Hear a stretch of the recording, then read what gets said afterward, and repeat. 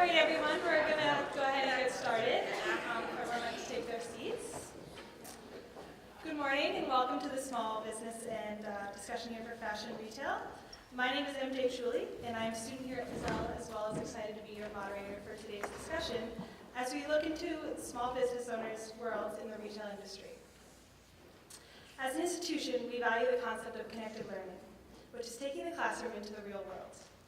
We hope that by attending this event, either as a student or a member of the community, you will learn something new and connect theoretical concepts with the experiences shared with us by our panelists.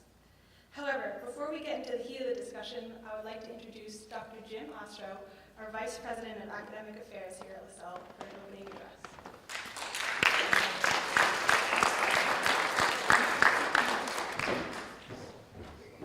Well, she said most of what I was going to say.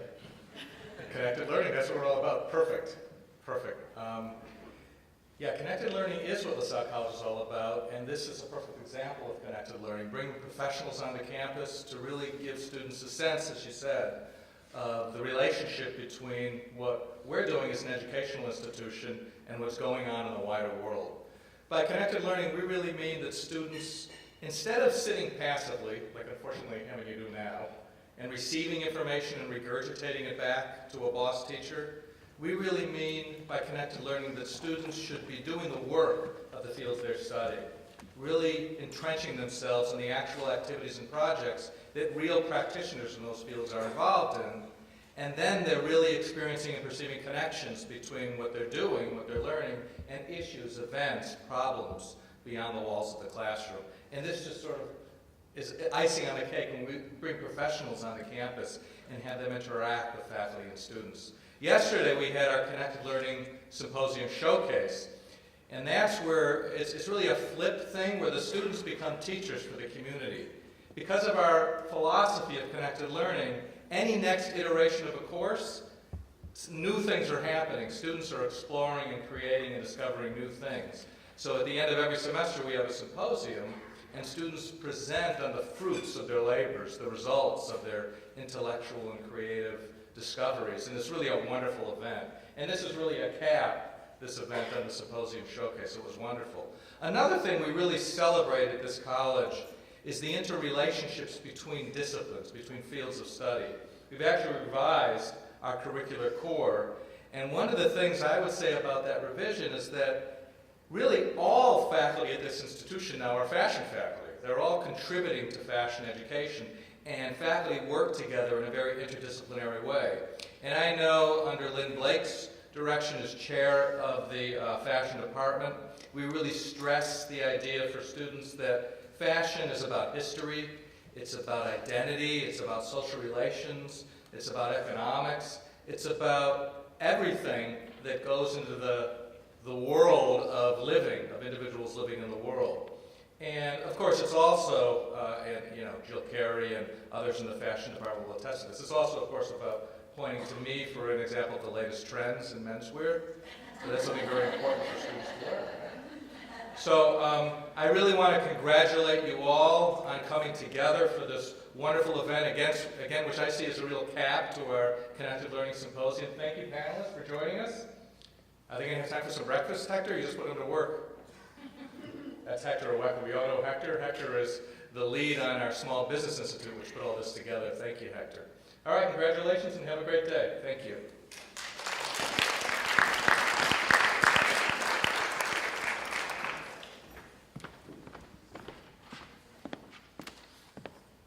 Okay, so before we get into the questions, I'd like to introduce our panelists to you and give you a little background about who they are and where they come from and where they are today. So first up, we have Kit Hickey, co-founder of Ministry of Supply. Kit Hickey is the co-founder of Ministry of Supply, a Boston-based brand spearheading a new category of clothing, performance professional. Since its inception 3 years ago, the company has been featured in the New York Times, Elle Magazine, TechCrunch, and on the Today Show.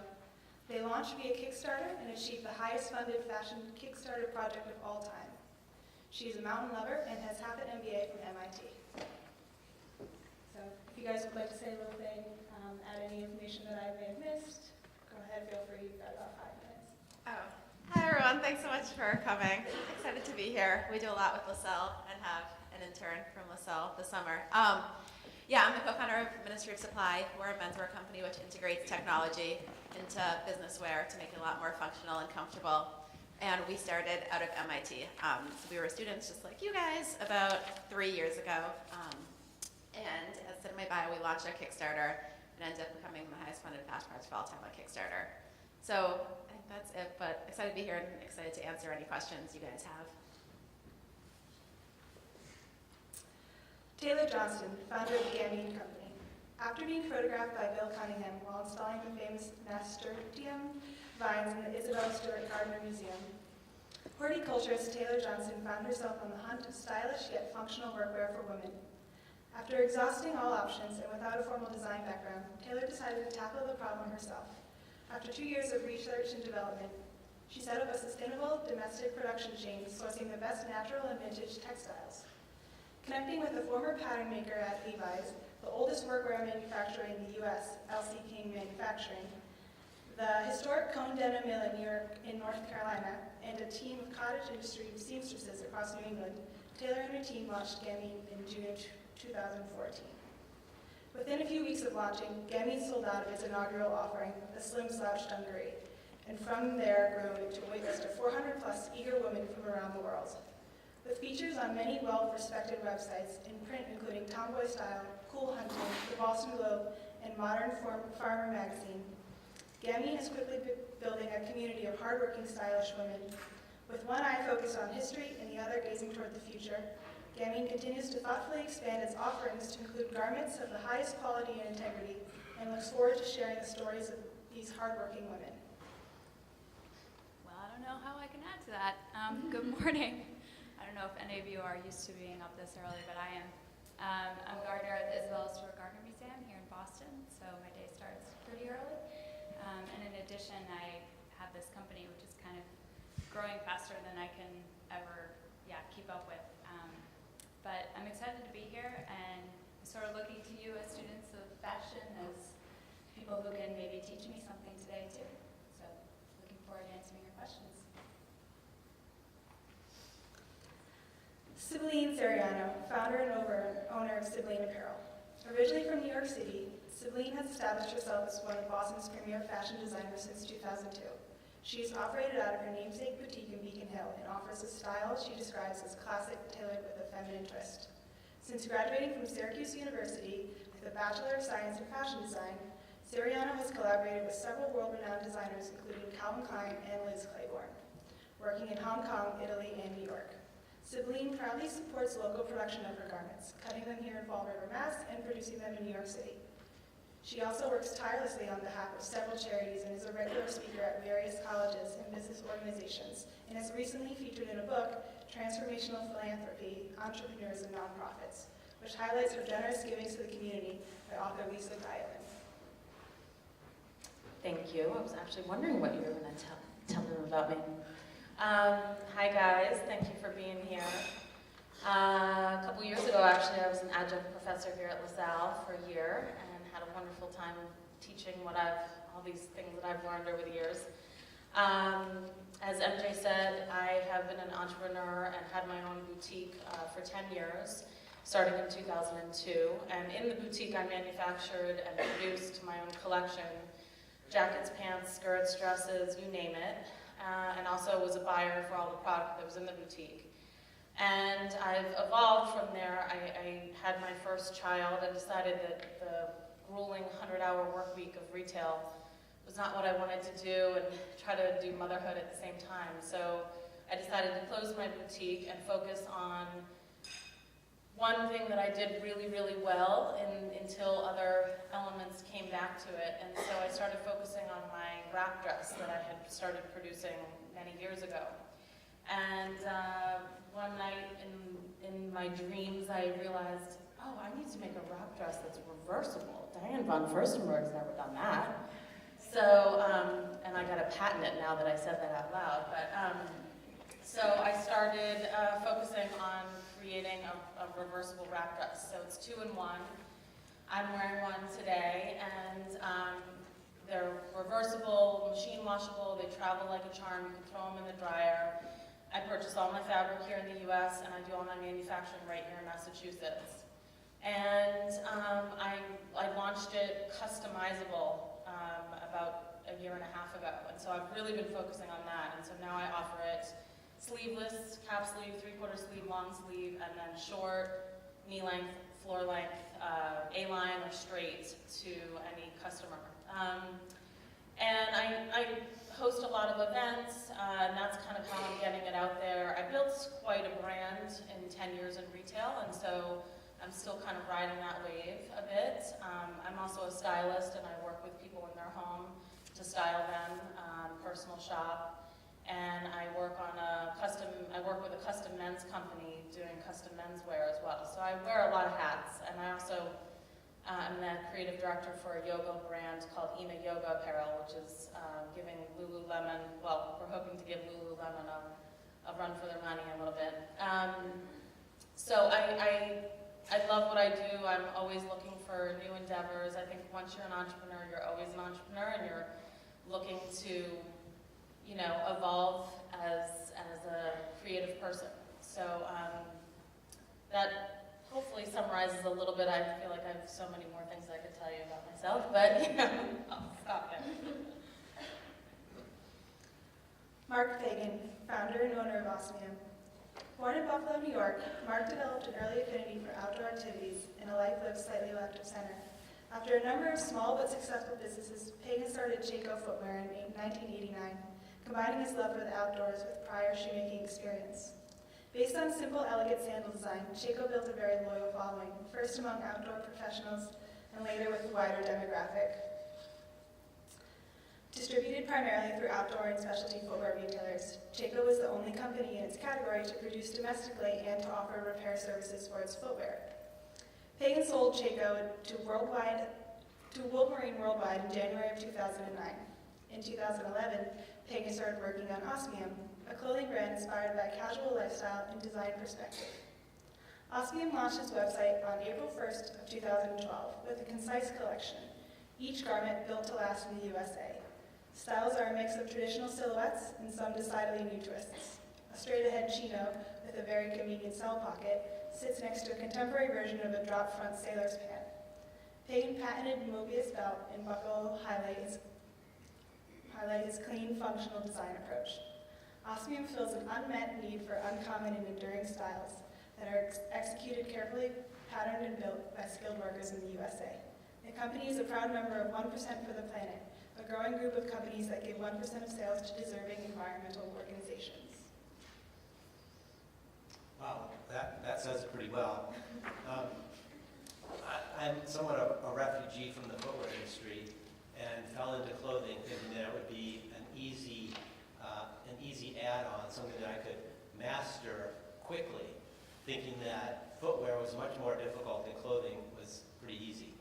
And in the last few years, I've learned that that's absolutely not the case. Everything looks easy from the outside, and when you get inside, it's a lot more difficult. So I could have focused on a particular category. I could have worked on pants or shirts or vests, but instead I really had an idea to do an entire line, and so I bit off a big hunk and developed pants and shirts, vests, jackets, sweater, belt. It was a huge amount of work. The business model was to sell online, direct to the consumer, and somewhat mitigate the higher prices that domestic manufacturing entail. So in the 2.5 years since inception, we've had, I would say, a modicum of success. Certainly I've learned a huge amount about matching my own personal skills to a brand and that brand to a target market. In February of this year, my non-compete ended, and I jumped back into footwear, and it felt very much like coming home. I spent the better part of this year keeping Osmium going with clothes and developing footwear, and just recently have come up with a really new idea of a footwear product and a new way of engaging the customer with that product that seems to hold more promise even than my clothing line. So, to be honest with you all, I am going to backburner my clothing line and charge ahead on footwear, the part of the industry that really makes use of my passion, my experience, and the part that I can get most excited about. So if I leave you with anything, it's make sure that your passion is truly oriented with your work, because nothing short of that will succeed. Nick Urciolo, founder and owner of Mass Apparel. Nick was born and raised just outside of Boston in the town of Belmont. Growing up as close to the city as he did, Nick was influenced by fashion and pop culture from a young age. Just after graduating from high school, Nick turned his passion for the arts and fashion into a business. He created Mass Apparel, the now popular New England streetwear brand, in the spring of 2010 while studying entrepreneurship at Bryant University. He grew with his company and his brand for the next 3 years while developing a tight-knit team of graphic designers, artists, and brand ambassadors. Mass Apparel hit the ground running and did the majority of their development and growth through trial and error, always learning on the fly and adjusting to shifts in the streetwear industry. Like the majority of postgraduates, after finishing his studies at Bryant, Nick was faced with the intimidating prospect of life after school. With the team he had built through Mass Apparel and his tangible knowledge of business, he manifested the idea for Mass Apparel Concept Store, which would be his first storefront. During the summer of 2013, Nick and Mass Apparel co-founder Lucas Fernandez transformed a broken-down lamp shop in Allston, Massachusetts into a premier streetwear store and an event space, complete with a professional recording studio. The Mass Apparel Concept Store quickly and organically became a hub for local musicians and artists to come together and share ideas. By traveling to fashion conferences around the country, Nick built relationships with some of the nation's most prestigious streetwear brands, which they now offer at the shop. Mass Apparel Concept Store has been a host of a variety of events, ranging from hip-hop cyphers to networking forums. A repeating theme throughout Nick's career in the fashion industry is growth and development. He's made it clear from the first stable tee that Mass Apparel released in 2010 to the melting pot of fashion and culture represented through Mass Apparel Concept Store that there's no limits to what you can do with one simple idea. How you guys doing? Yeah, so I think she got everything, but I'm really interested to hear what you guys have for questions.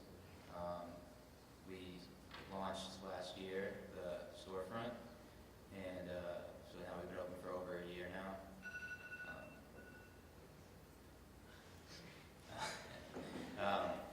So yeah, I'm just really interested to hear your questions. Okay. To start off the questions, I have about 10 that were submitted by some of you guys here. I'm just going to go off a couple of them, and if you guys have any questions, feel free to raise your hand and ask. We do have some people in the back that are going to run around with mics so that our panelists can hear you. So to start it off, feel free to openly talk. I'm sure we all want to hear as much as we can from all of you. The first question is, how did you go from an idea to an actual business? And who designs the actual products that you are selling? Do you want to just go in a line? That might be the most logical way to do it. So we have 3 co-founders, and we all kind of came up with the idea while we were students at MIT. And I think one of the great things about starting a company is that really anyone can do it. You can just have an idea and take really simple steps and kind of make progress as long as you're executing and moving towards a goal. So I would say that if anyone has an idea and is worried about taking those first steps, once you start doing things, it gets easier and you realize anyone can really start a business. And then in terms of who designs the actual products, for the first 3 years, me and my co-founders designed the products. And none of us really had fashion or design background. We all had kind of technical background. So we were really, really good at integrating the technology into the clothing and coming up with fabrics and coming up with advanced manufacturing techniques, but weren't really great at the little details that's really, really, really important for clothing, like collar size or fit or stitching. So we hired a head of design about a year and a half ago, and we were really lucky to get him. He was the head of design at Brooks Brothers for 30 years in theory, and Eddie Bauer. So he's been a huge asset to the team. But once again, you don't need tons of resources to get started. I would suggest just getting started, and then as you go on, kind of building out that team. All right. My story might be a little different from that. So I'm actually the sole designer of my brand, which kind of grew, to use a pun, out of my work as a gardener. And actually I approach how to start a business a little differently. I treat it a bit like archaeology. So in my case, I'm making a product that has a kind of interesting history and connection to what is American, right? We all sort of understand apple pie, baseball as being American, but denim and especially workwear are uniquely native concepts. So for me, I kind of took a long time trying to understand what is necessary and sufficient about denim and American-made denim and workwear. And I basically just dug into a ton of history and found my manufacturer that way. They're the oldest workwear manufacturers in the US. Same thing with my denim supplier. They're the oldest and actually only remaining denim manufacturer in the US at this point. And my pattern maker actually came about through networking. So I'm sure you all know how valuable that is. Like even the people next to you 50 years from now might provide you that special contact that you need to solve some problem. My oldest friend from high school works as a designer at Pendleton, and she connected me to a woman who was terribly bored working on skinny jean projects at Levi's. And her and I just nerded out for like 2 years on the pattern for this dungaree, making fit samples. I tested them in the field at my job, and eventually we came about with this like awesome, unique pattern. And I think, you know, to Kit's point, like, you can do anything and just break it down into smaller steps. But I think what is really important is understanding in just insane detail every single step that goes into making a product and what makes it special and unique. Because once you get out there, you're going to get a ton of questions from your consumer, and also in terms of marketing, you just need to be able to stand apart from everybody else. So yeah, I'd say just the process of starting is probably the most important part of the entire evolution of your brand. Wow, this was actually the third time around for me for starting a business. And in some ways it gave me, maybe I had some hubris here. So I'm feeling that, oh, I've done this before, it can't be that hard. And it's just as hard each time. I don't mean to dissuade anyone from starting, but there's always challenges for starting up your business. And I think that it's important to jump in and start. I also think it's important to do your homework and to specifically make sure, as my colleague says, that you have a clear differentiation between your concept, your brand, your creation, your clothing, from what else is out there. And that differentiation happens in design and construction and fabric. It also happens in the story that you tell, the story that surrounds your brand and surrounds your product and engages the customer in a new way. So the story and the product both must resonate with your target audience, and it has to have a clear, unique sound and feel to it. So in terms of design, I've designed everything that Osmium offers. I find that working with a very skilled pattern maker allows me to be not the most skillful at design, that I think of it as sketching it out with 2x4s, that I don't sketch on paper very well, but I have a concept. And if I work with a pattern maker who can work with me on prototypes, we can usually, in a few iterations, solve the problems and create the garment that I'm looking for. So, at 7 years old, I knew I wanted to be a fashion designer. There was no question in my mind that was what I was doing. I come from a long line of artists and entrepreneurs in my own family. So I feel lucky that I was definitely supported in that drive. And so I lived and worked as a fashion designer in Manhattan, and was living in Brooklyn at the time, walked down the street, noticed this little boutique, and popped in, and lo and behold, she had her product, and then it was like an L-shaped boutique, and it turned off to the right, and there was her little workshop. It was where she had her sewing machine and her fabric, and she was doing her patterns and all that sort of stuff.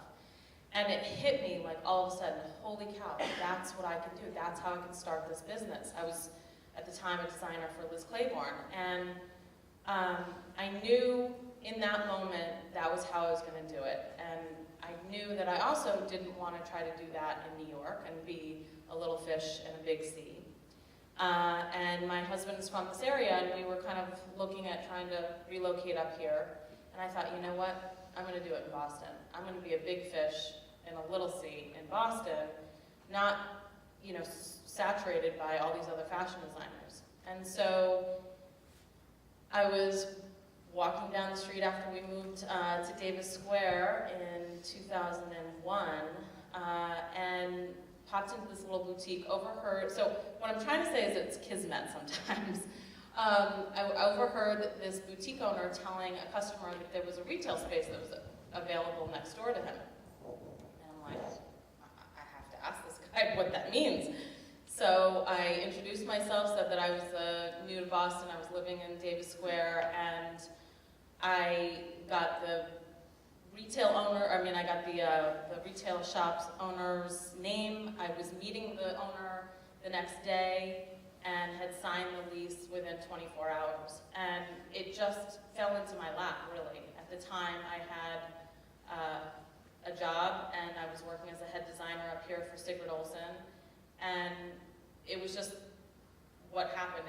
It was like I didn't have an MBA. I didn't, some of it is truly following your passion and your gut instinct. I had a lot of fires to put out. A lot of fires. You have to always be on your toes, knowing that every day there's going to be a new challenge, and you have to figure out how to embrace it with a smile and know that you're going to get through it.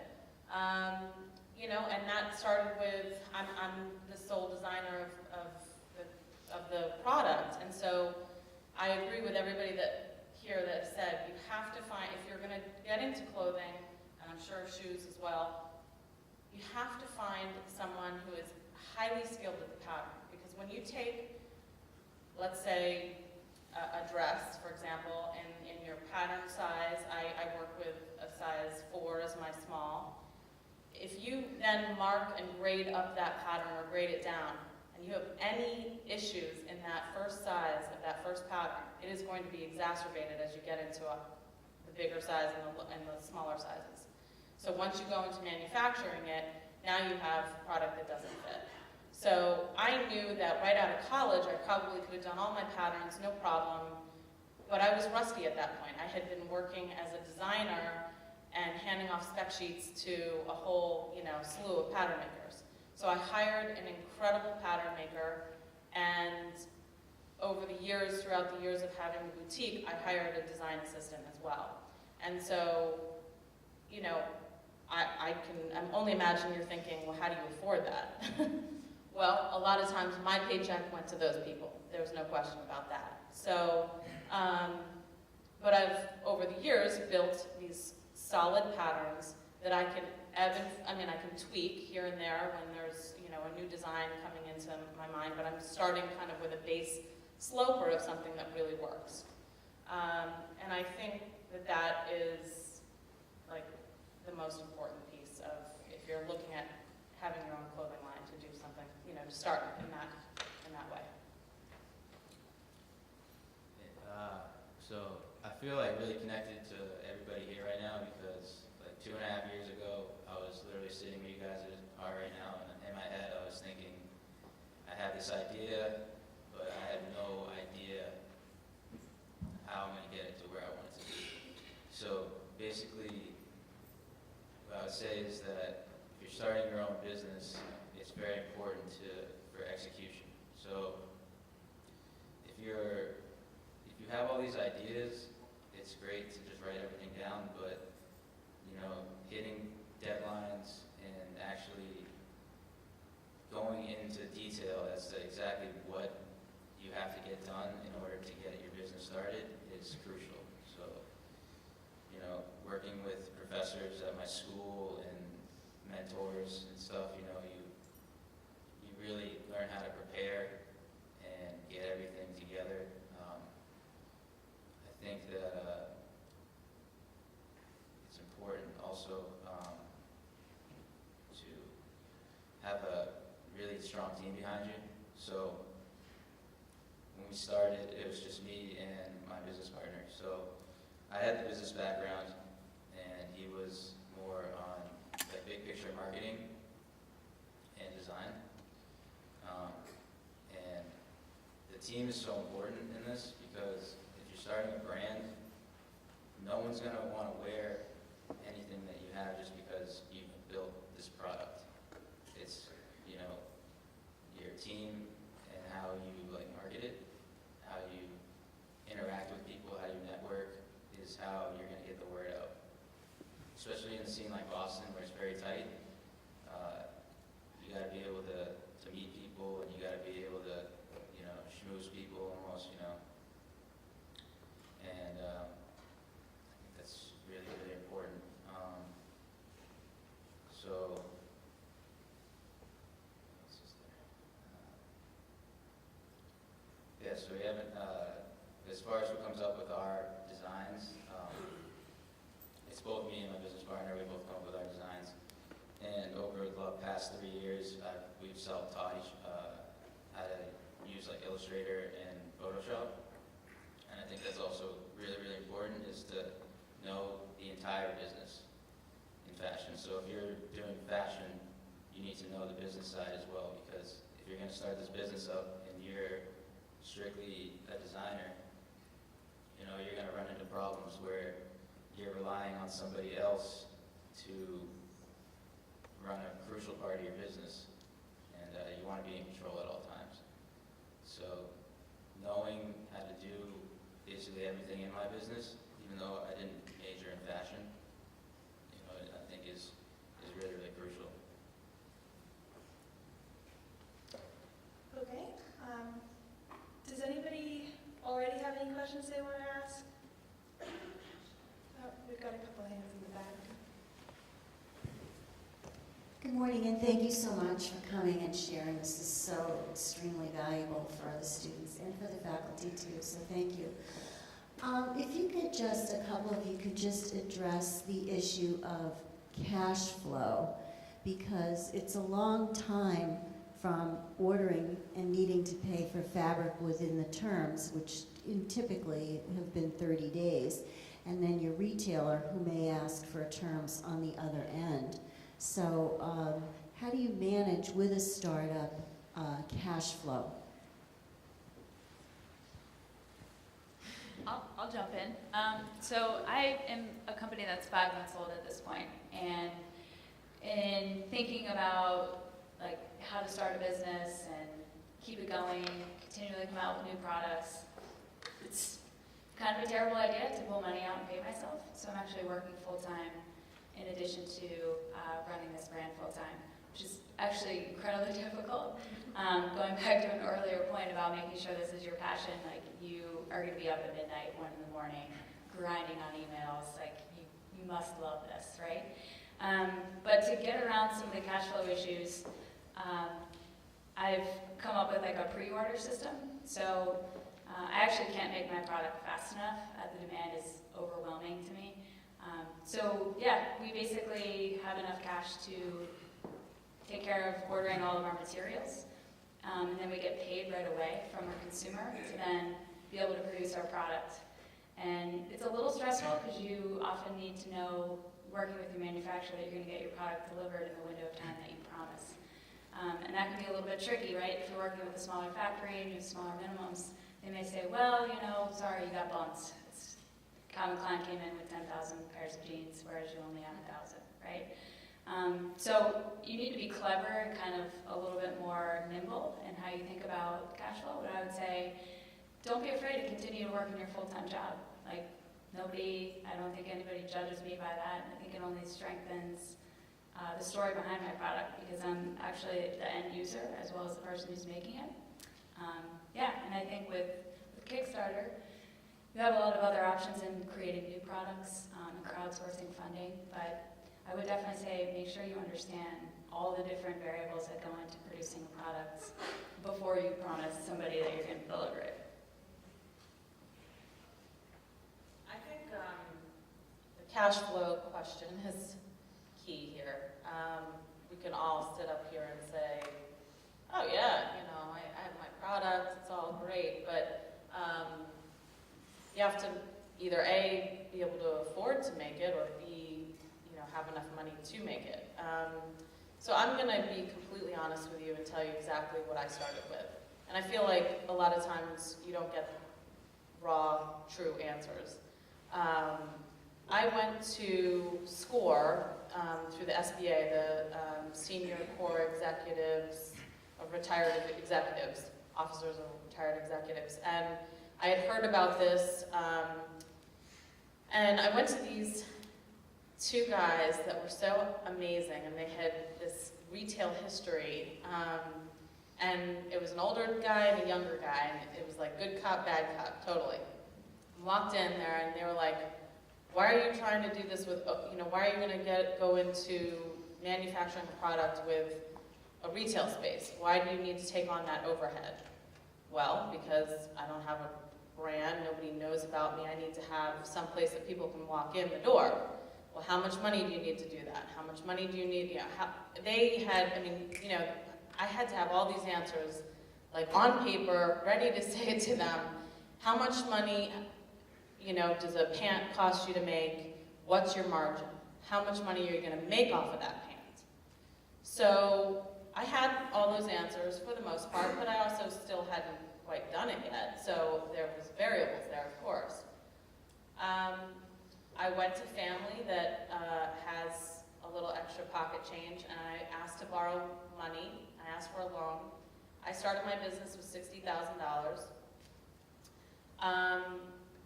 And then, that felt like enough. I had some savings, at about $10,000 of savings initially when I signed that lease without really thinking about it. And at that point, as you have a retail store in specific with a product that you're manufacturing, you have a lot of money going in and out of that door.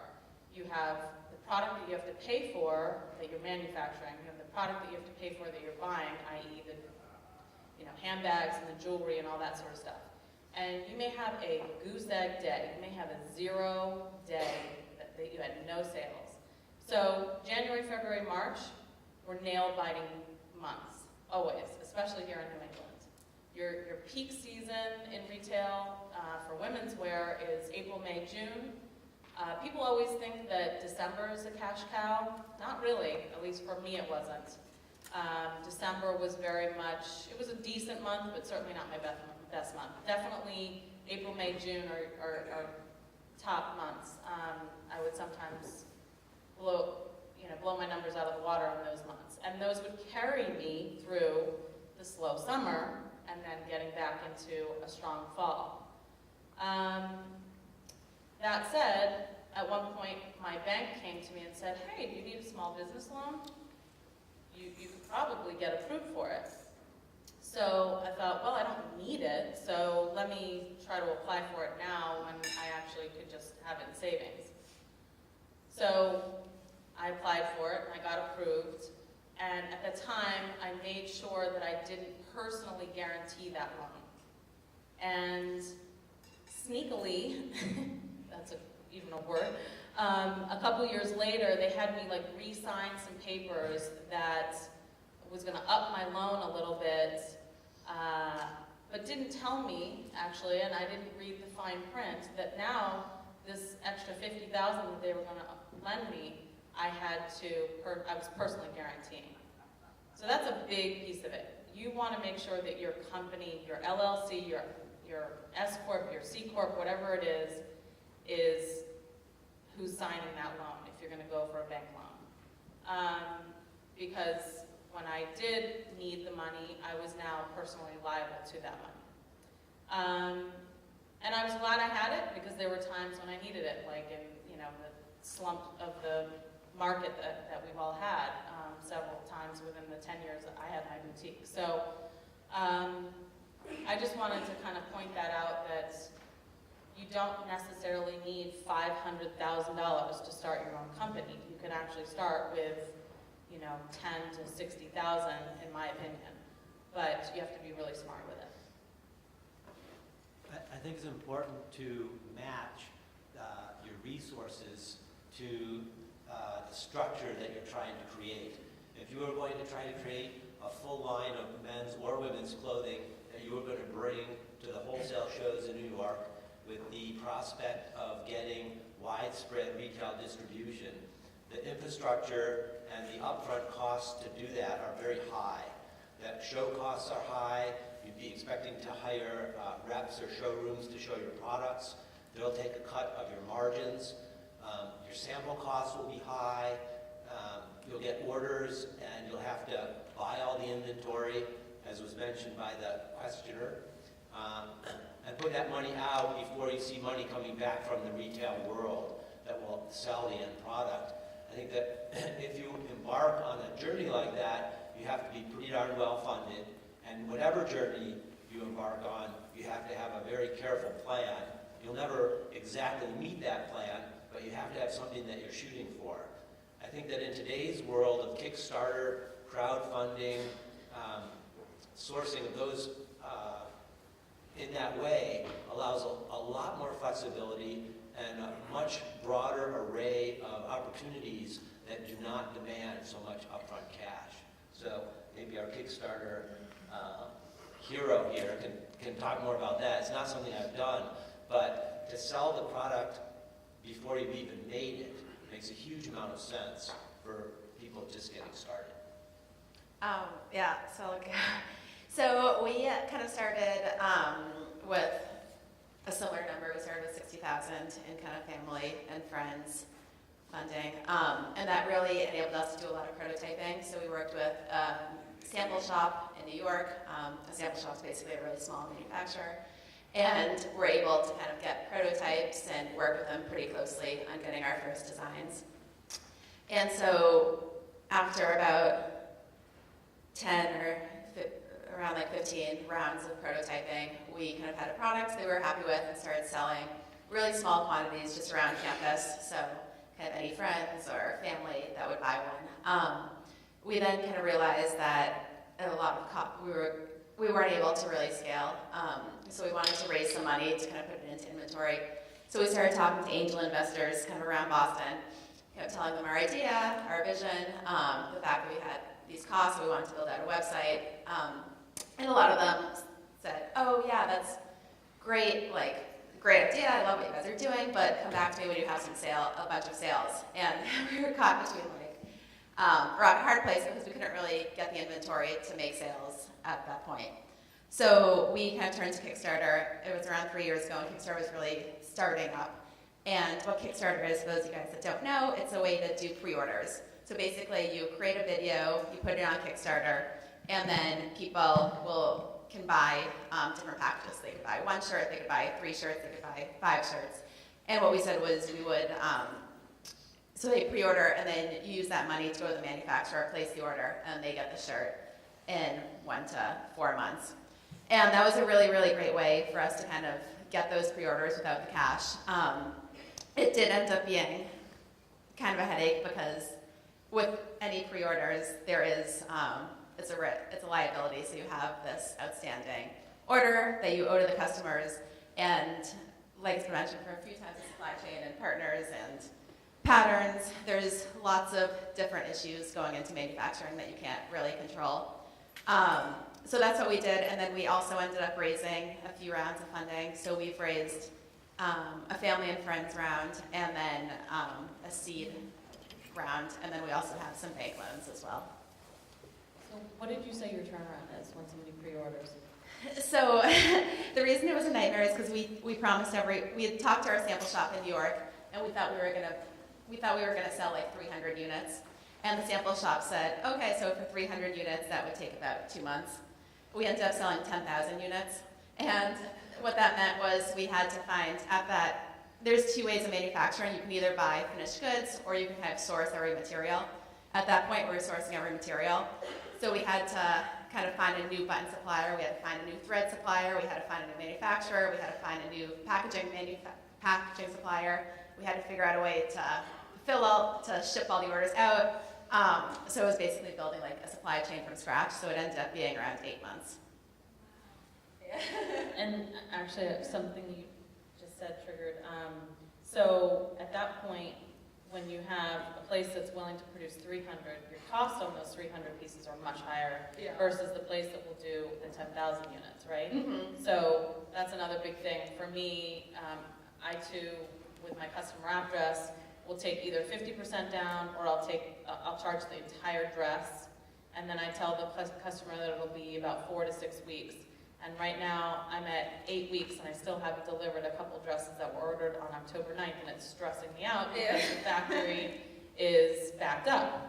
So, always, what's that saying? Always, Promise late, deliver early. yeah. Give yourself a little more time. I actually agree with a lot of things that siblings said. I think that, honestly, cash flow management is probably the most important thing for a retail store. For us, since being in Alston, it's basically a college town. So when we first opened in October, it was great. It was like just about at Black Friday and Christmas season, so we started off the bat like really, really well, and we thought, this is great. We're doing great. This is gonna be like, we're gonna hit these sales every month, and we're gonna be fine. And then January hit, and then what we weren't expecting was the summer, because since Alston's such a college town, a majority of students go home in the summer, which we weren't expecting. So the summer was actually our slowest, which is something that we weren't exactly ready for. It's probably very naive, like thinking about it now, but at the time, when we were building out, we just didn't really think about it that much. So basically, with a retail store, and you're going month to month, it's very, very important to be able to see when a problem is about to happen, and your ability to kind of fix it before it gets out of control, because you only have 30 days. So if you pick something up on terms, you got to flip that in a month. And if you don't flip that in a month, then you're gonna have to figure out to find that money somewhere else. So Terms means you have 30 days to pay the bill. basically, 30 days to sell the product to pay the bill. yeah. So that's what we quickly learned. Like when we first started out, we're a new business. A lot of companies wouldn't do terms with us, so we were buying clothes straight up. And then once you build a relationship with a supplier, they'll eventually put you on terms. Sometimes they'll do net 30, which is 30 days, and then some newer companies will even do net 60, which is great. And then some companies that we've worked with have let us do net 30, and if we pay them half within 15 days, then they take like 20% off the order. So there's all different ways that you can work with suppliers, especially new ones. You can even, when you see their line sheets, you can even say, we really like your product, but your price point is too high for our market. And a lot of like newer brands, will give you that leeway and be like, okay, we'll give it to you at 20% off, so you can mark it down a little bit more, so you can sell it. Because when you think about it, their goal is to get their product into as many stores as possible.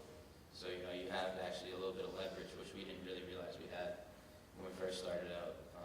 But just like through learning, we kind of have positioned ourselves to kind of take advantage of that because we work with a lot of newer brands. I wanted to speak to wholesale because I'm just, as we're all talking about this, all of my highs and lows of business have come back to me a bit. And so I started my own brand in 2002 with my own boutique. In 2007, I had a bunch of sales reps that I used to go to these shows to go buy the product that I was bringing into the store. And I had some sales reps who knew my brand and knew my boutique say, hey, would you ever go wholesale with your dresses? Your dresses are really strong. I think, we could sell them. And so I thought, I'm not sure if I want to go wholesale. I have so many things I already do. I'm already, manufacturing, I'm buying, I'm working retail hours. It's a 100-hour work week. Can I really add that to my plate? But I did. And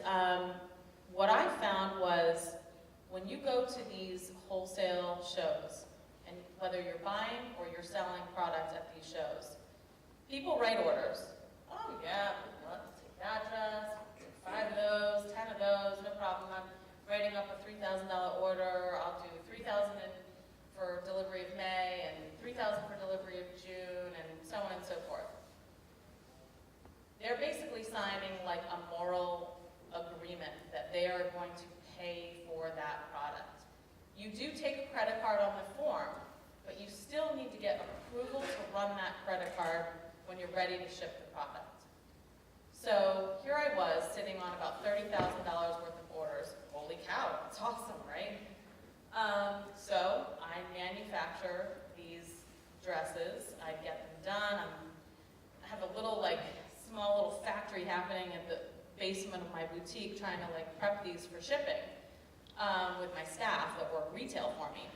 And I start calling the boutiques to say, hey, your order's ready, your $3,000 order is ready to ship. Can you call me back? I just need approval for that credit card.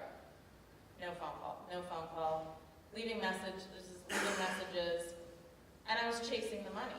At this point, I was chasing the money. I couldn't personally, morally, run that credit card without getting the approval, but I think there's also kind of a thing that you're not supposed to. I mean, that's a law. I had a woman stiff me for $9,000 worth of orders. And I never did that to my vendors, but other people will do that to vendors. And luckily I had a boutique to turn around and sell those dresses and hope to sell them in that season. But I found that chasing the money just took all the fun out of it for me. And so I backed off from wholesale at that point. And I've been gun shy ever since, because that one customer, and actually I knew her through the grapevine. I knew that boutique, and it was really disheartening. But that said, I think nowadays in wholesale, when people are making these orders, what do you guys do? I mean, it can definitely go that way. It definitely can. And so go back in time a little bit. My first real wholesale business was in the outdoor footwear world. The big show that we went to was Outdoor Retailer, and we sold to some independent shoe stores and a lot of outdoor stores. And the market, this is quite a few years ago, the market was on fire. Everyone wanted it. And so it was not so hard to build up a good base of independent retailers who paid their bills and who continually bought more and more product. Fast forward to shows I've done recently, so I can't speak to the women's side, but on the men's side, I've done a number of wholesale shows in New York. And what's happened, in my opinion, is that there are a huge number of shows and a small number of buyers. And you can roll a bowling ball down the aisles and sometimes not hit a buyer. You have a huge number of vendors hoping to snatch each buyer out of the aisle. The number of independent retailers in fashion, in menswear, has shrunk dramatically, also in footwear. Some people say that 40% of the independent shoe stores that existed pre-recession are gone now. So the big guys are getting bigger. Amazon, Zappos, Macy's, Nordstrom's, those guys are continuing to grow at the expense of the independent retailer. And so if you have a product that you want to take to wholesale, it's possible to survive selling to independents, but it's difficult. It's difficult because they want the new brands. They want to have something that maybe Nordstrom's or Macy's doesn't have, but they're also gun shy of new brands that come and go. And they want to see lines that will continue in their store and be profitable over time. So the wholesale environment, I believe, is a tricky one, and it's not impossible, but it's challenging. And I think that today's internet ability to sell on the internet, ability to crowdfund your product, I think there are a lot of creative ways that I believe are an easier entree into the industry than to go the full-on wholesale from the beginning. so you're saying direct to the customer? I'm saying direct to the customer. Yeah, I agree completely with that as well. So again, I'm super new at this, so I'll just share with you what I've learned in the last 5 months. But there are actually a lot of interesting alternatives to these big wholesale markets, which are really expensive for a new brand to go to. So just thinking about the entree point, and if you don't sell anything, like you're out a ton of money, right? Money you can put into inventory or product development.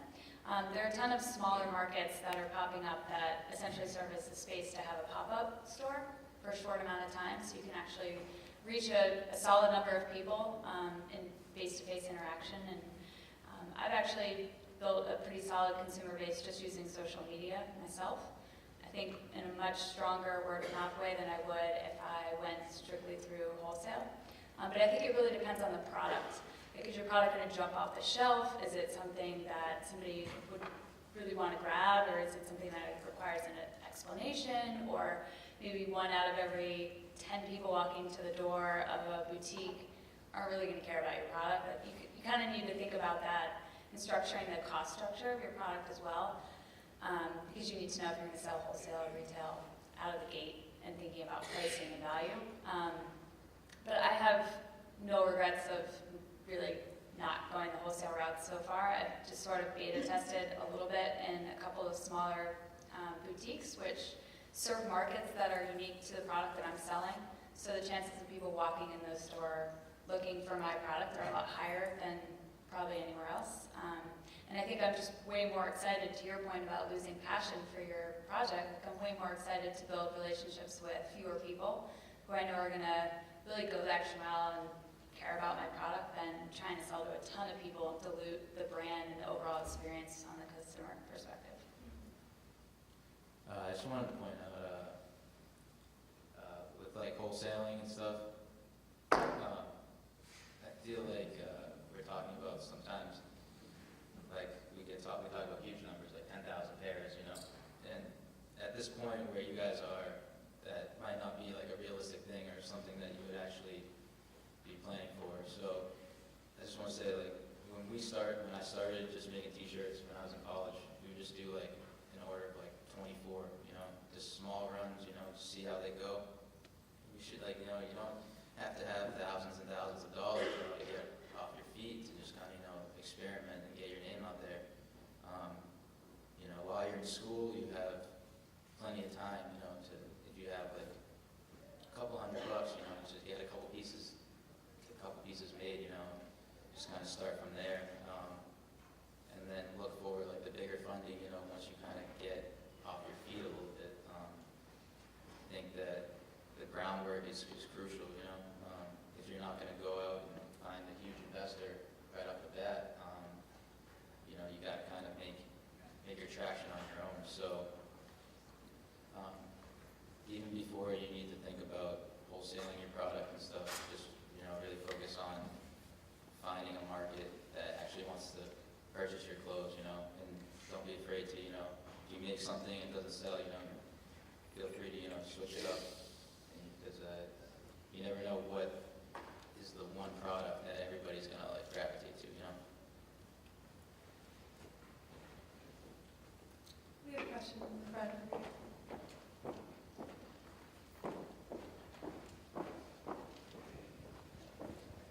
First of all, congratulations and thank you for using U.S.-based manufacturers. Question for you is: there seemed to be a trend that was written about with design shops, and then they had the manufacturing near them in cities like L.A. and New York. It's like a trend, I don't know what it's called, micro manufacturing or something. You familiar with that term, where you have the design and the manufacturing fairly close by, smaller inventory, but gives you a lot more nimbleness, and you're using, you know, local U.S.-based manufacturers? No, but I would say that kind of taking a step backward from that point of view is that you have to really be careful in working with any manufacturer to understand what they're capable of, what their volume is.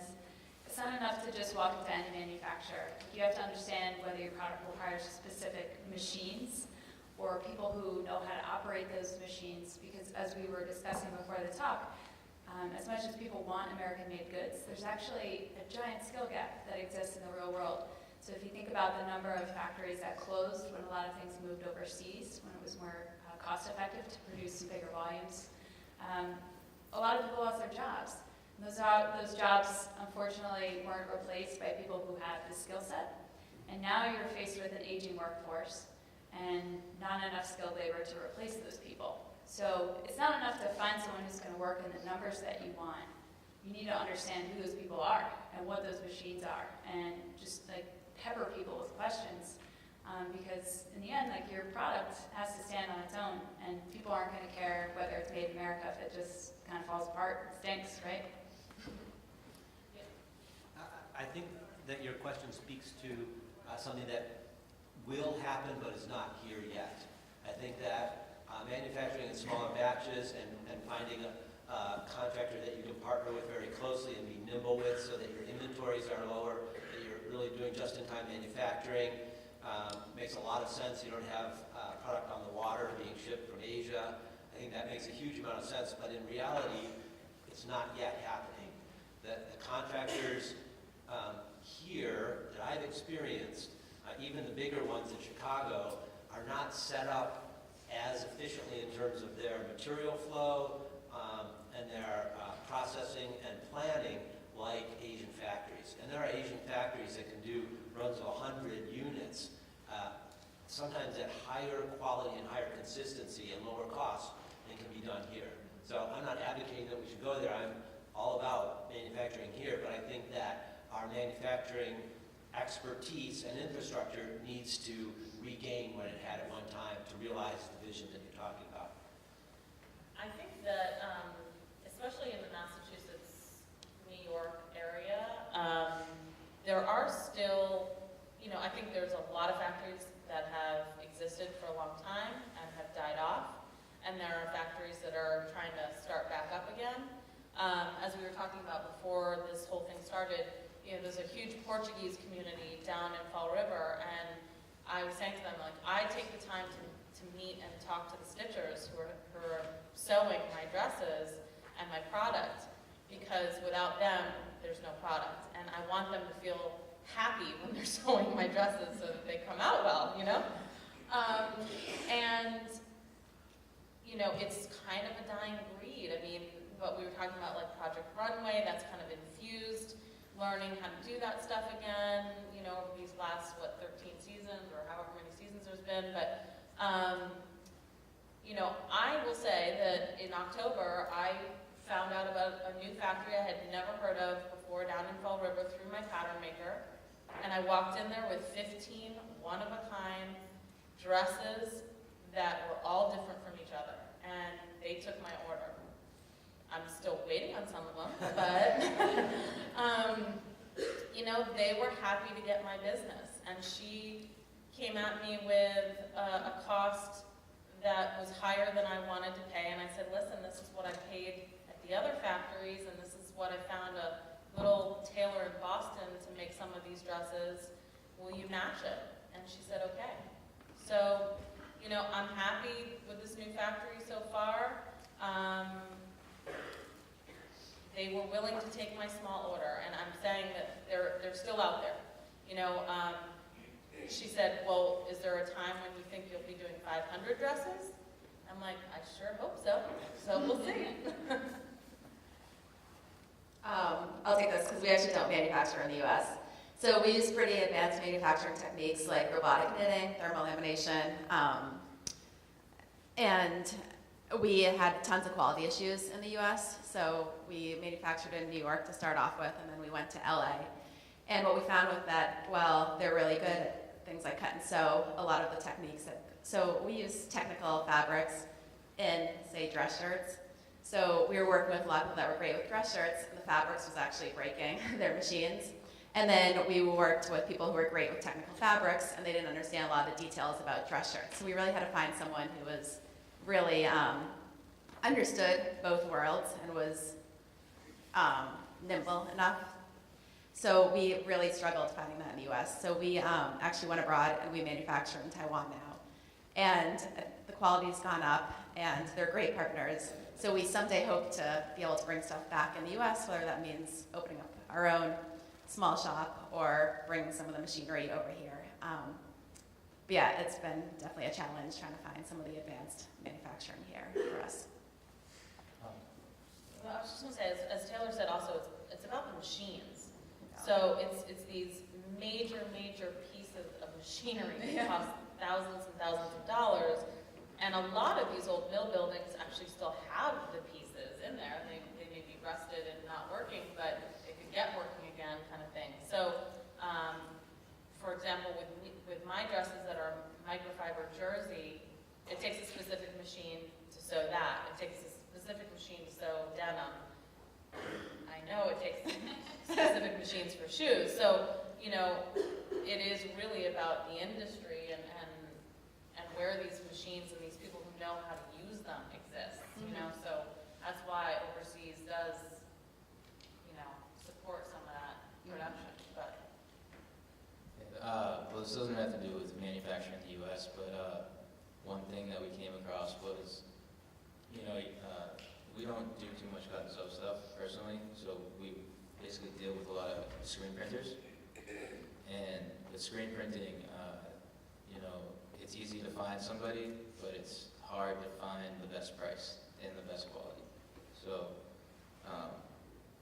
what we found out was that we were actually overpaying for certain things at one of my printers for like a year. We were overpaying for like a blank t-shirt, because then I met somebody who had a wholesale account and kind of told me what they did for. So don't be afraid to approach your manufacturer or your screen printer and say, you know, I can get this at this price, and then, you know, 99.9% of the time they'll match you on that because they don't want to lose your business. Basically, you're in control with your manufacturer because they want your business, and if you can get it elsewhere, it's just easy. It's easy for you to leave. So, you know, you just got to make sure that you're always checking prices with everything that you're making. And you're referring to t-shirts, right? Yeah. Printing t-shirts. Yeah.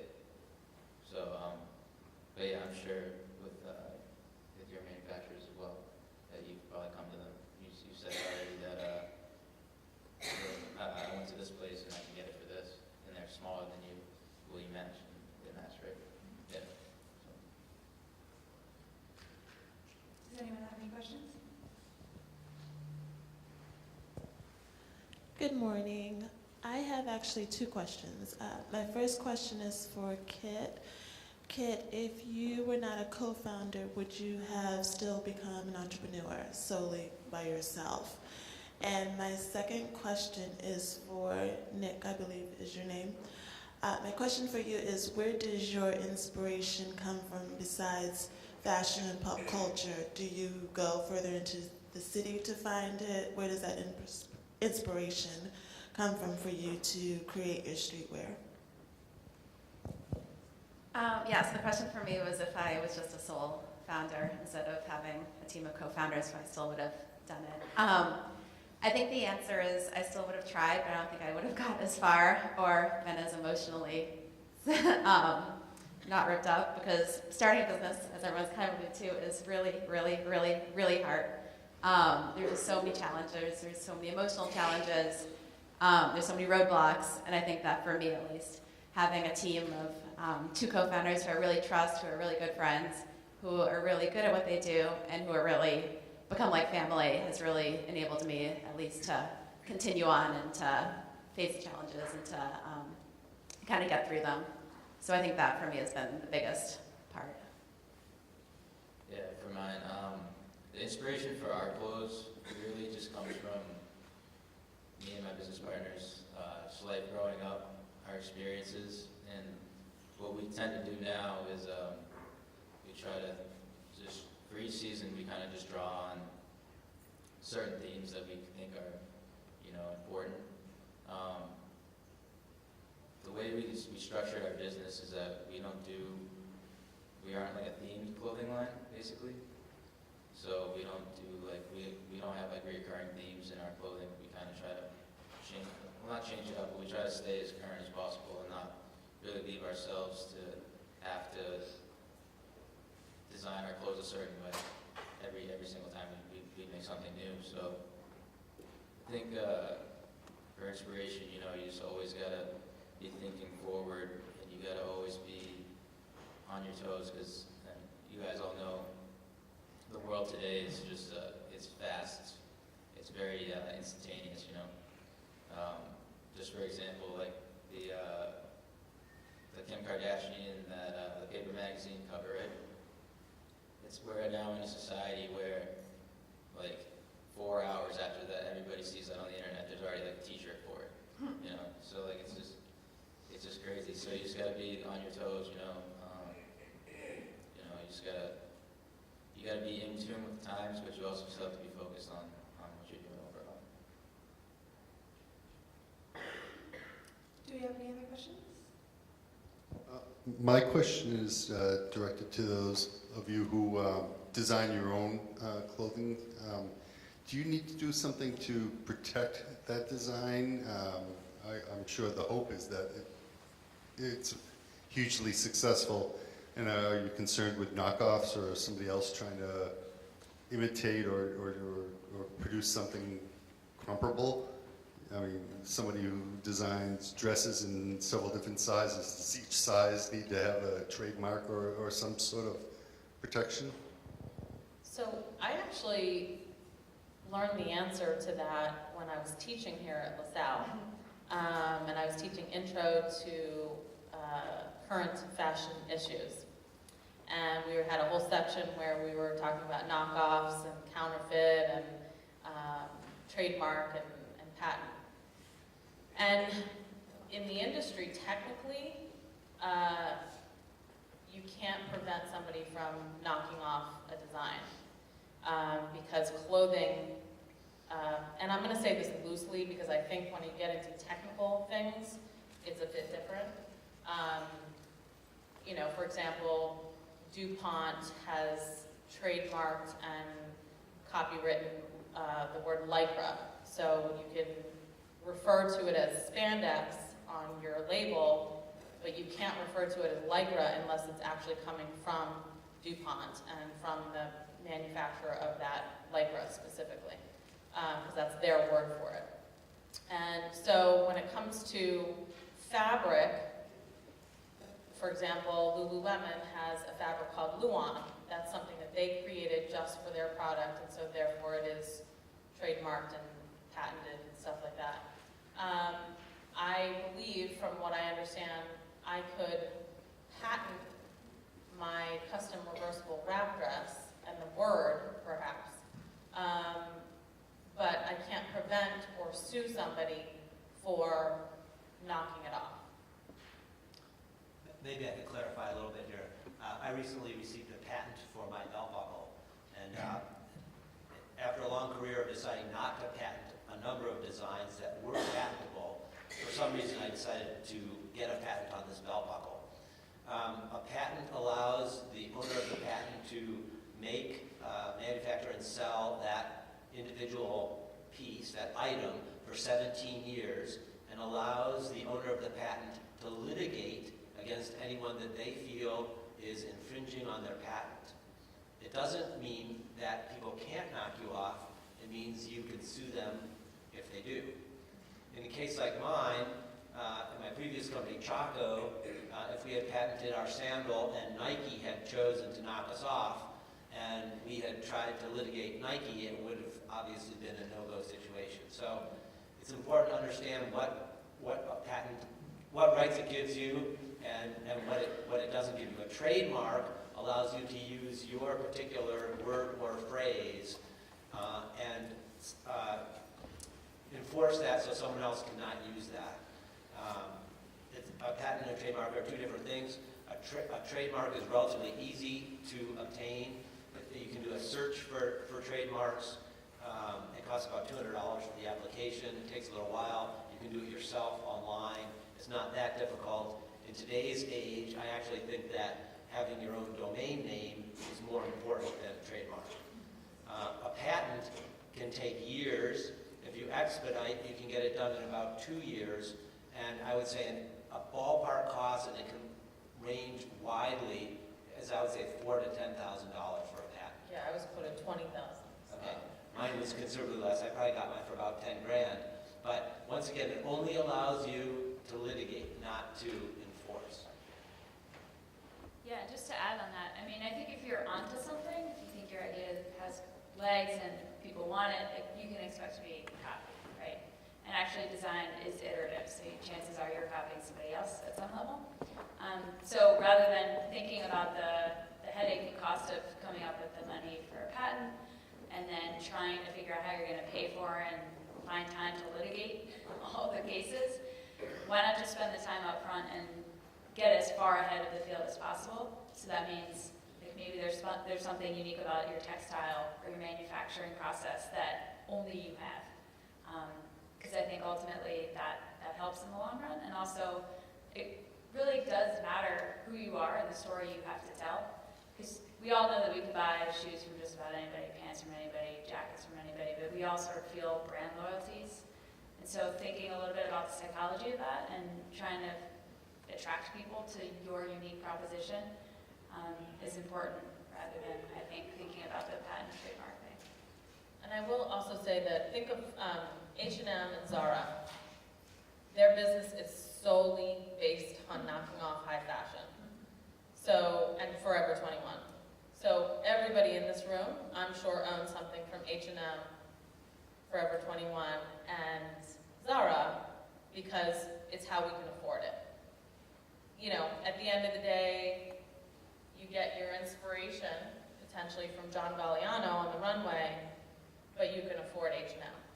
So it's kind of made it, you know, it's what makes high fashion mainstream and affordable, but you know, it's where we get our inspiration, and at the same time, knockoffs happen because of that, and you know. Any questions out there?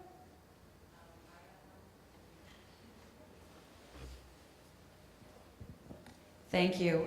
My class and I came up with a list of questions, and I'm just going to pull two that I think are valuable. Number one, how do you keep customers continually interested? And number two, how do you develop and change your marketing strategy each season to keep things fresh? I think with customers, it's all about first impressions. So, especially with the streetwear men's boutiques in Boston, one of the reasons why we started up is because there's extreme exclusivity in basically all of the boutiques. So, I've even heard from employees of these places that they tell you to not engage customers when they come in, to almost like not shoot them out the door, but they're trying to create a culture where it's very exclusive. So what we tried to do when we opened is that we wanted to do the complete opposite of that, basically, and accept people. So I mean, for customers, it's all about your first impression. So when they come in, make sure that they're always greeted, ask them if they need help and stuff like that, and try to make a personal connection with people, because that's what's going to bring them back the second and third time, or even just come in and help you spread the word, because especially in fashion, word of mouth is huge. So to have a good a good reputation is huge. To keep gaining customers and to retain the ones that you already have. I'll jump in here.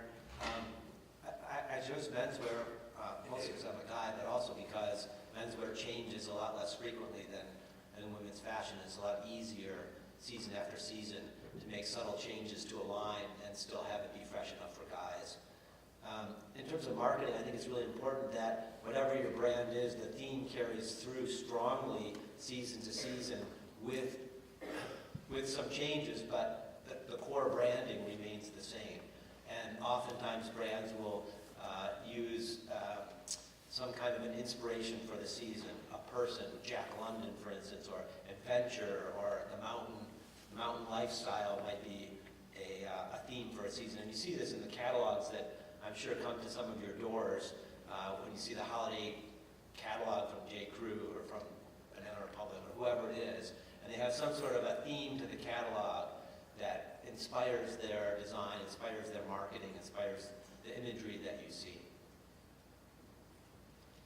Yeah, I mean, I don't think it hurts to ask for feedback from your customers too, and thinking about how to keep people interested. Make things people want, right? Simple. Whether it means making tweaks to your design or thinking about what doesn't exist but should. And I think how you package your product is everything. So spend as much time thinking about who you are and being really true to that. Because if you're trying to put on a costume and be somebody you're not, people are going to feel that right away. And nowadays, I think we have so much power as little brands with social media that you can go from like literally nobody, in my case, a gardener, a little Yankee gardener, to somebody with like thousands of people like looking at what you're doing. And all I've ever done is just been who I am, right? Just shared my day-to-day life, talk about my experiences, what I've always wanted, and connected with people who feel the same way.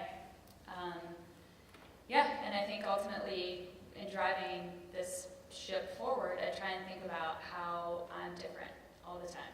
Like that's constantly where I'm headed, and highlighting those ideas over how I might fit into some pre-existing culture.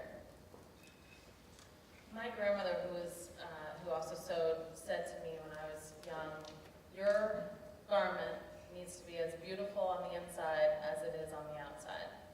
And that taught me quality clothing. And to me, my brand has always been impeccably made.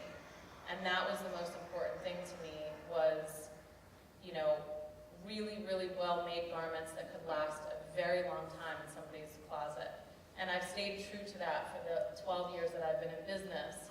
And my clients know that my product's going to last a long time, and I also 100% back it. So if something goes wrong with it, they can bring it back to me. And I think that's an important way, even though I don't change it up every season. I don't, try to look at the trendiest new thing that's happening out there. I have a classic, tailored collection that is going to last you a very long time. And one thing that I have learned about the marketing piece is, for those of us who aren't in college, I didn't have email in college. We didn't have cell phones. We didn't have, we had this thing called the World Wide Web that you kind of had heard of. But you grew up with a phone in your hand. You grew up with a smartphone. You grew up with social media. Social media, you have to be there. You have to be in it. You have to have a website. You have to have a functioning website. I mean, all these other things that are happening, like Etsy and other venues that you can be hosting your business. The video, craze to be able to put a video out there and have somebody notice it. So it's, those of us that didn't grow up knowing all of that, we had to catch up. And so you have to have the website, you have to have the Twitter account, you have to have the Facebook. And in the yoga collection that I'm the creative director for, we started with an online presence. And we're having a really hard time getting to the consumer, even though we're highly competitive to Lululemon, and we have a great product, and it's made in the USA, and it's cheaper than Lululemon.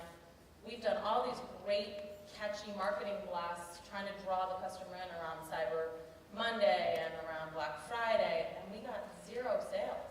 So I'll be honest with you, we're stumped. How do you reach the consumer that doesn't know your brand yet? How do you get it out there? I mean, it's slow and steady, the tortoise wins the race, because you have to just stay strong. I would echo a lot of what's been said. I think for us, we found that a really, really strong, consistent brand gets people in the door, and then really quality garment brings them back. During Kickstarter, we also found that people really wanted to share and tell their friends, but are usually lazy or don't know how. So making it really easy for our customers to share has been something that we do and works well. So like during Kickstarter, we sent all of our backlers like template tweets, template Facebook posts, template emails, and now we have like a referral program. So just making it really easy for people to tell their friends. We also struggled in the past having lots of brand messages, and we found that made it harder for people to share because they didn't know kind of what to say about us. So really honing in on what our story is, and if somebody's going to describe us in a sentence, what should they be saying? And then lastly, consumer-centric design is kind of part of our DNA. So we're always following up with customers like 2 weeks after they get a product, asking how they like it, what they want change, what they want to see in the future. And we found that that really creates a bond with the customers and lets them be a lot more vested in what we're making, and has been really successful for us also in producing the right things for them. So it's about 9:30, and we're going to start wrapping up the discussion. So at this time, I'd like to bring up Tori Reichenbach, who is the coordinator of the discussion today.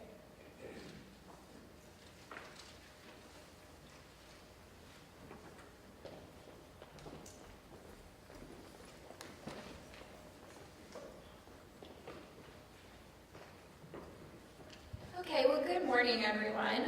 For those of you who don't know me, my name is Tori Reichenbach. I am a student graduating next week.